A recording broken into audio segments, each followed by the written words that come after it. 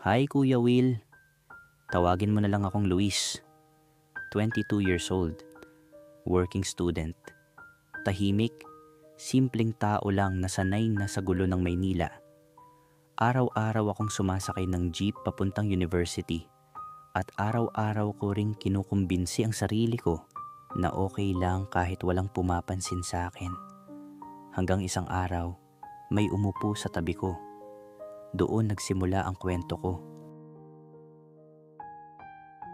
Puno ang jeep. Pawisan ng likod ko. Ramdam ang siksikan. Tumingin ako sa phone ko. Alas 7:45 ng umaga. Late na naman. May umakyat na bagong sakay.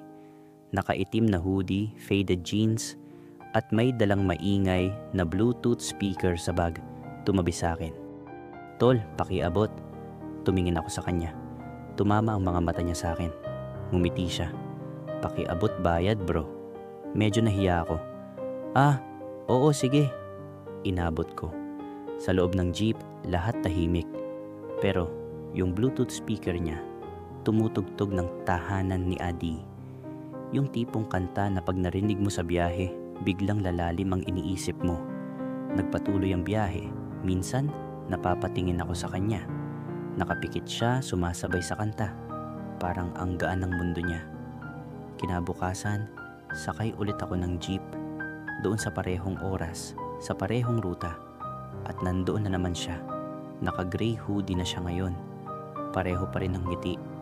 Uy, sakto ka na naman ah. Destiny na ito. Napangiti ako. Ngayon lang ako tinawag na destiny nang hindi inaasar. Araw-araw kami na ang magkatabi. Tumatakbo ang oras, pero parang may sariling mundo pag nandoon siya. Tinawag ko na siyang James. Hindi ko alam kung tunay ba yun o nickname lang. Basta siya si James at ako si Luis. Minsan, bigla niyang binayaran yung pamasahe ko. Hoy, bakit? Tanong ko. Wala lang, libre na kita. Gwapo ka ngayon eh. Tumawa siya pero hindi ko maalis ang init sa pisngi ko. Parang gusto kong bumaba, pero ayokong matapos ang biyahe. Jeep Song of the Day, Di na Muli, by Itchy Worms, tumugtog to habang nakasandal si James sa likod ng jeep. At ako, kunwaring nakatingin sa labas.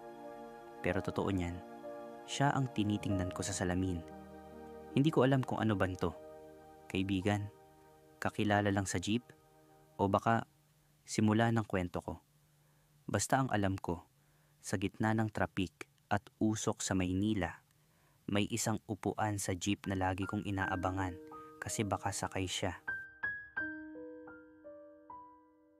Sa jeep ko siya unang nakita. Sa jeep din kami palaging nagkakasabay. Pero ang hindi ko in-expect, sa karinderya pala kami unang magkakakilala ng totoo, tanghali. Gutom na gutom ako. Galing sa klase, tapos diretso trabaho mamayang hapon. Dumaan muna ako sa karinderya sa tabi ng campus. Swerte, may bakanting upuan. Naupo ako, umorder ng paborito kong adobong sitaw at pritong lumpia. Simpleng pagkain pero sapat na.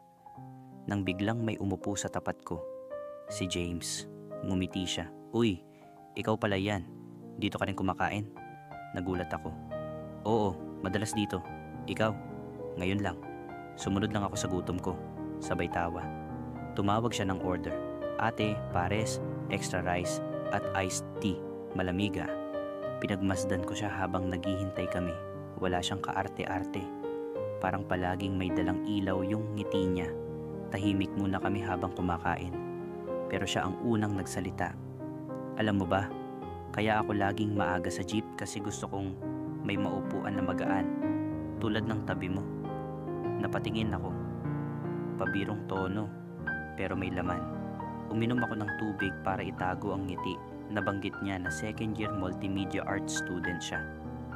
Gusto ko sana maging filmmaker, kaso ayaw ng parents ko. Kaya compromise, idi multimedia arts. Tinanong niya ako, ikaw, anong course mo? Education. Gusto ko magturo sa probinsya. Tumingin siya ng matagal. Ang bait mo siguro sa classroom. Napailing ako. Hindi mahiyain lang. ang background music OPM song. Pahinga by Ben and Ben tahimik kami habang tumutugtog yung kanta mula sa karinderyang radyo. Para bang may sariling soundtrack ang sandaling yon. Sa simpleng karinderya, sa tapat ng pares at lumpia, may nahanap akong kausap na parang kilala ko na matagal na. Hindi ko alam kung dahil sa musika, sa gutom, o sa mga mata niyang parang laging may kwento. Pero ang sigurado ko, sa mga oras na yon, gusto ko pang tumagal. Pauwi na kami. Naglakad kami sa looban ng campus. Walang jeep, walang ingay. Tumigil siya sandali.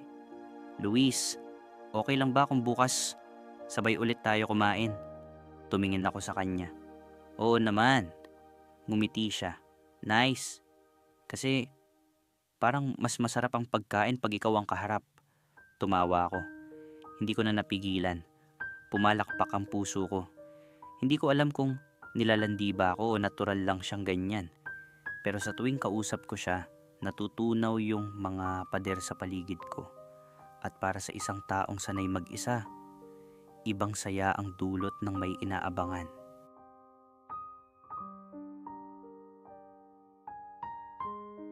Simula nung kumain kami sa karinderya, parang may shift na sa pagitan namin.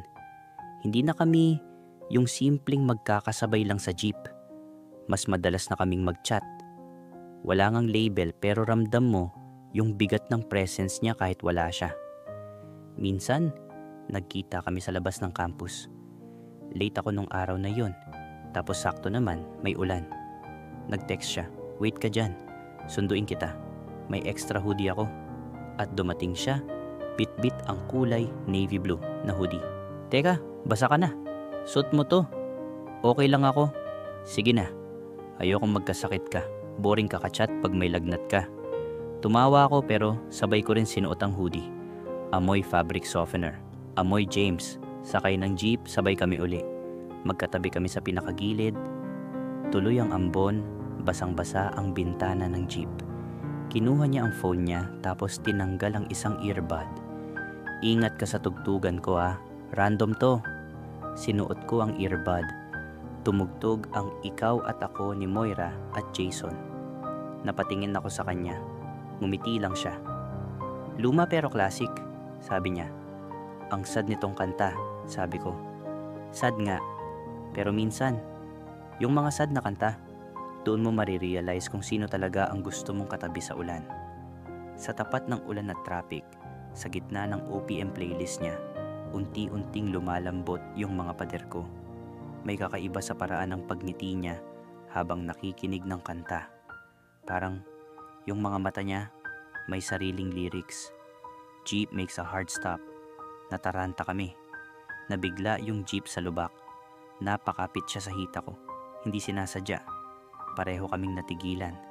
Dahan-dahan niyang tinanggal ang kamay niya. Sorry, sabi niya. Okay lang, sagot ko. Pero totoo niyan, gusto ko sanang wag niya agad binawi. Tumahimik kami. Pero hindi yung awkward na katahimikan. Yung tahimik na puno ng tanong, puno ng kaba. Sa ordinaryong biyahe, sa simpleng tugtog, sa isang hawak na hindi sinadya, may nabuong koneksyon na hindi ko pa rin alam kung paano tatawagin. Pero alam kong gusto ko siyang makasabay araw-araw.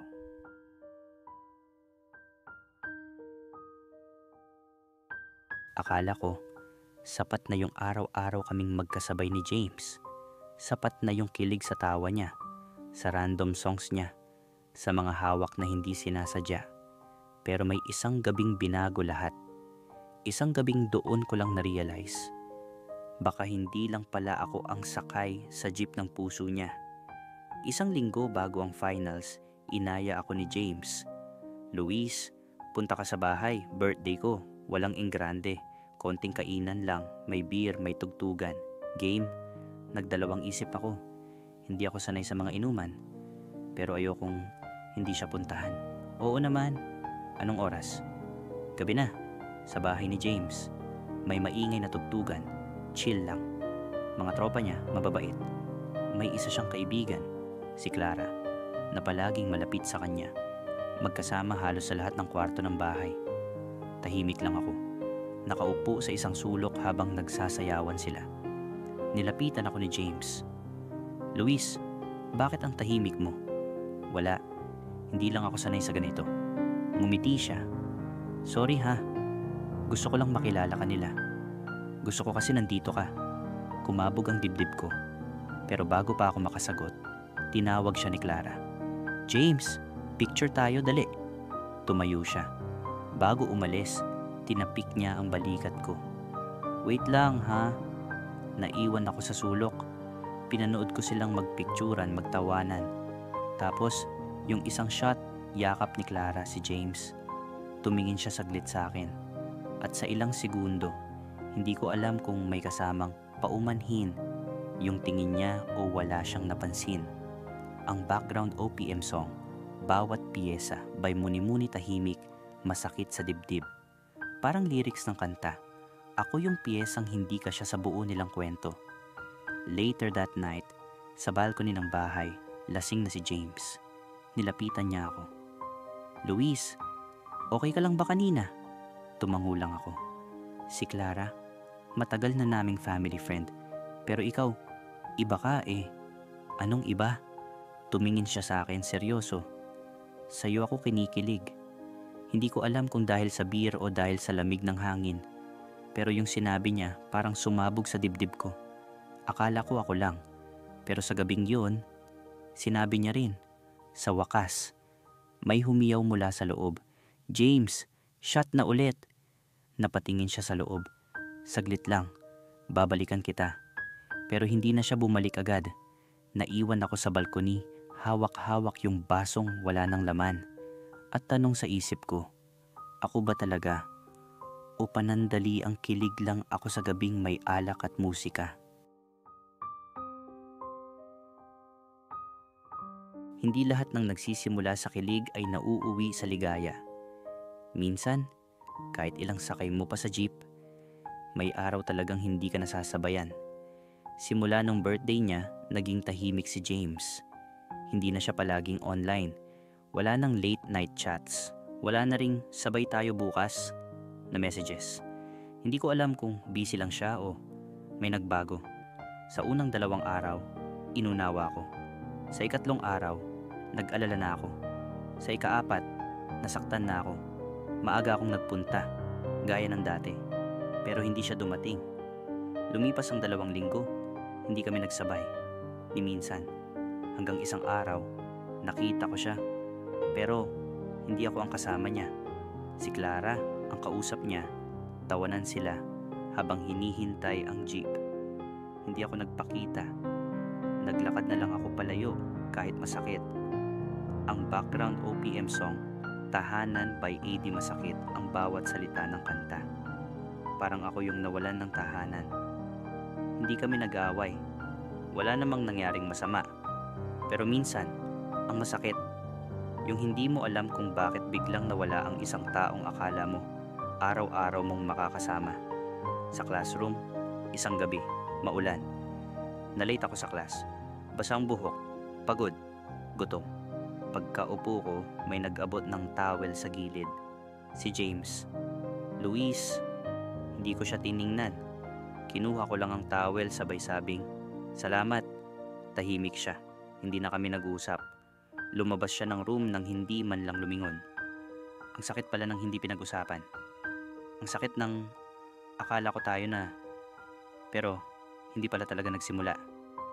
Later that night, James sends a message. Pwede ba tayong mag-usap? Hindi ko agad sinagot. Minsan, kahit gusto mo, mas pipiliin mong manahimik. Dahil paulit-ulit ka nang nauubos sa mga tanong na walang sagot. Sa jeep na dati naming tambayan, naupo akong mag-isa. Umuulan. Walang music, walang kilig. At doon ko na-realize, hindi pala lahat ng araw-araw mong kasama magiging kasama mo habang buhay.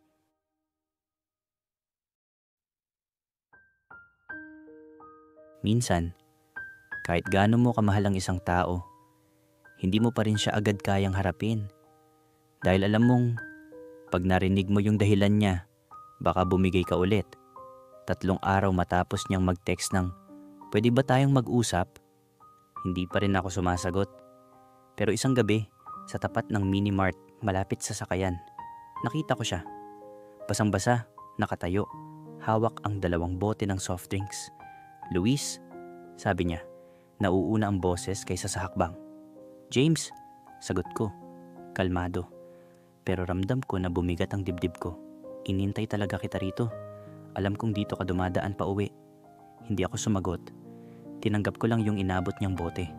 Naglakad kami, tahimik, hanggang sa siya na ang bumasag ng katahimikan. "Luis, sorry." Tinanong ko siya, "Bakit mo ako iniwasan?" "Hindi kita iniwasan, nalito lang ako." "Saan ka nalito?" Tanong ko, halos pabulong. "Sa feelings mo? O dahil mas okay kayong tingnan ni Clara?" Minsan, mahirap tanungin yung alam mo nang masakit ang sagot. Pero mas mahirap yung hindi mo tinanong at inakala mong okay ka lang. "Wala kami ni Clara," sabi niya. Wala talaga.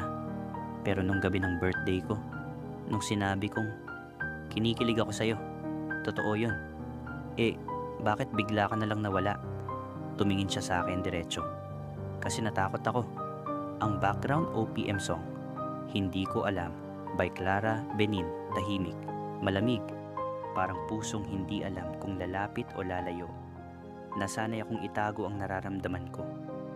Lalaki ako, Luis, at natakot akong mahalin ka dahil baka hindi mo rin kaya.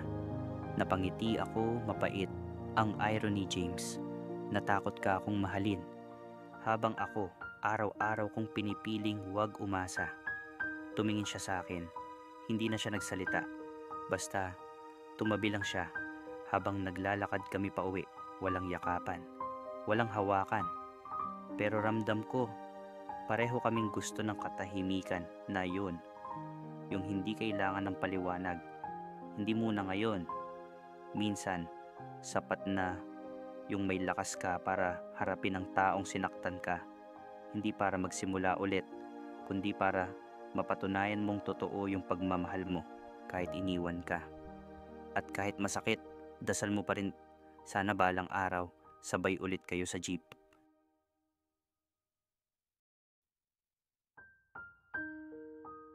Finals week. Busy ang lahat. Pero kahit ganon, parang may namuong tahimik na ayos sa pagitan namin ni James. Wala nang mga tanong, pero may mga ngiti na ulit. May mga ingat ka sa chat. At isang gabi, niyaya niya ako maglakad sa UP Oval. "Gusto mo? Konting lakad lang, para makalanghap ng hangin." Pumayag ako. Hindi ko alam kung para saan. "Closure ba ito?" "Oh, simula ulit. Sa UP Oval gabi, tahimik." Naglalakad kami, pareho lang nakatingin sa daan. "Na-miss kita," biglang sabi ni James. Hindi ako agad sumagot. Kahit hindi tayo nagsabay sa jeep, araw-araw pa rin kitang iniisip. Ang background OPM song, "Sa Ngalan ng Pag-ibig" by December Avenue, instrumental lang. Mahinang tugtog habang nagsasalita si James. "Bakit mo ko niyaya ngayon?" Tanong ko. Dahil gusto kong sabihin, handa na akong sumabay kung okay pa sa'yo. Tumigil ako sa paglalakad. Tumingin sa kanya. "James, handa na rin ako. Pero sa totoo lang, hindi ko alam kung saan tayo pupunta." Ngumiti siya, lumapit, at sa gitna ng lamig ng gabi, niyakap niya ako. Mahigpit. Hindi yung romantic na yakap, kundi yung yakap ng taong matagal mong inantay. Walang halik, walang "I love you." Wala ring tanong kung kami na ba. Pero sa yakap na yun, ang dami kong naramdaman. Tulad ng "Salamat, sorry at baka pwede pa." Biglang umambon. Tumakbo kami sa waiting shed. Basa pero masaya. Tumingin siya sa akin. "Luis, tayo ba?" Hindi ko siya sinagot. Tumingin lang ako sa ulan. Ngumiti siya. "Okay lang. Hintayin kita." Hindi ko sinagot ang tanong niya. Hindi dahil hindi ko gusto, kundi dahil gusto kong siguruhin na sa susunod naming sabay sa jeep, buo na ang loob naming dalawa. Sa tamang oras, sa tamang panahon.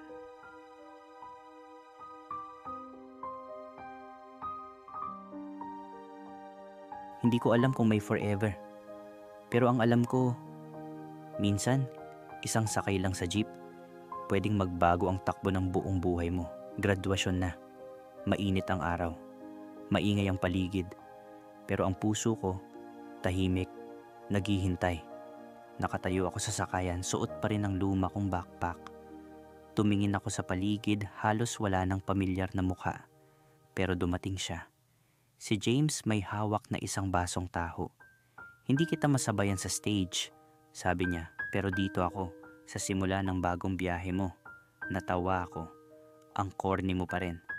Pero totoo, ang background OPM song, Hanggang Kailan, by Orange at Lemons. Instrumental, soft, nostalgic, parang slow rewind ng lahat ng nangyari sa amin. May sagot na ba ako? Tanong niya. Mahina. Umiling ako pero ngumiti. Wala pa. Nalungkot ang mata niya. Pero tinapik ko ang kamay niya. Pero may tanong ako. Ano yon? James, kung sasakay tayo ulit sa jeep, hindi ba pwedeng kahit saan tayo makarating? Basta magkasama. Napatingin siya sa akin. Natahimik. Gusto ko lang malaman. Kahit hindi tayo sigurado sa bukas, pwede bang ngayon? Tayo muna. Tumango siya. Hinawakan ang kamay ko. Walang halik, walang label. Pero sapat. Sumakay kami sa jeep. Hindi na kami nagpaalam. Hindi na kami nagtanong. Basta, magkatabi kami. Magkahawak. Sa wakas, hindi na ako passenger lang sa buhay niya. At hindi na siya tanong sa puso ko. Minsan kasi, sapat na yung sabay kayong sakay. Sa mga sakay na hindi inaasahan, minsan doon mo matatagpuan ang pag-ibig.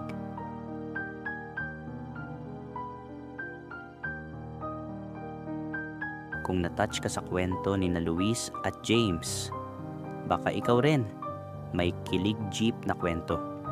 Isang sakay, isang sulyap, isang hindi mo malilimutan. I-share mo sa comments ang kwento mo o kwento ng kaibigan mong nagmahal ng tahimik pero totoo. At kung gusto mo pa ng mga true to life stories na magpapatibok ng puso mo, don't forget to like, subscribe, at i-turn on ang notification bell para sa susunod nating kwento. Dito lang sa channel kung saan ang bawat kwento may kilig, may sakit pero laging totoo.